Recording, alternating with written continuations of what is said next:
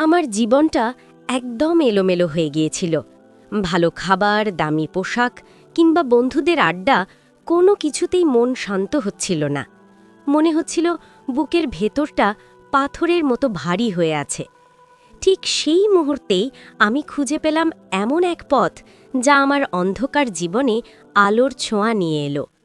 আজ আমি আপনাদের আমার জীবনের সেই জাদুকরী পরিবর্তনের কথা বলবো, যা শুরু হয়েছিল রাত ৩টের সেই নিস্তব্ধ প্রহরে।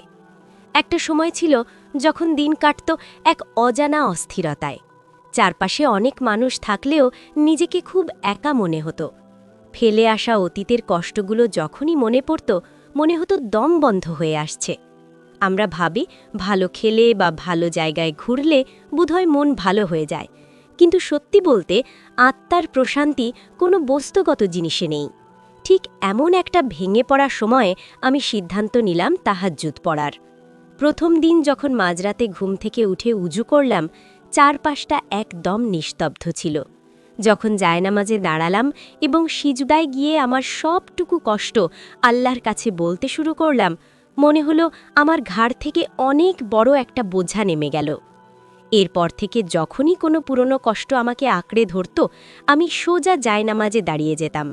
আলহামদুলিল্লাহ, আজ আমি আগের চেয়ে অনেক ভালো আছি। যে অস্থিরতা আমাকে তাড়া করে বেড়াতো, তা এখন অনেকটা কেটে গেছে। আমি বুঝতে পেরেছি দুনিয়ার কারো কাছে বিচার দিয়ে বা কান্না করে শান্তি পাওয়া যায় না। শান্তি মেলে কেবল তাঁরই কাছে, যিনি আমাদের সৃষ্টি করেছেন। আপনার জীবনটাও কি এলোমেলো হয়ে আছে? কোনো কিছুতেই কি মন ভালো হচ্ছে না? তবে আমার অনুরোধ, অন্তত কয়েকটা রাত তাহাজ্জুদে দাঁড়িয়ে দেখুন। আপনার সব না বলা কথাগুলো আল্লাহকে বলুন। বিশ্বাস করুন, তিনি আপনার অতীতের সব কষ্ট দূর করে দেবেন এবং আপনার মনে এমন এক প্রশান্তি দান করবেন যা আপনি কল্পনাও করতে পারেননি। ইনশাআল্লাহ, এই তাহাজ্জুদের উসিলায় আল্লাহ পাক আমাদের সবার মনের অশান্তি দূর করে দিন। যদি এই ভিডিওটি আপনার মনে সামান্যতম আশার আলো জাগিয়ে থাকে, তবে প্রিয়জনদের সাথে শেয়ার করতে ভুলবেন না। আল্লাহ হাফেজ।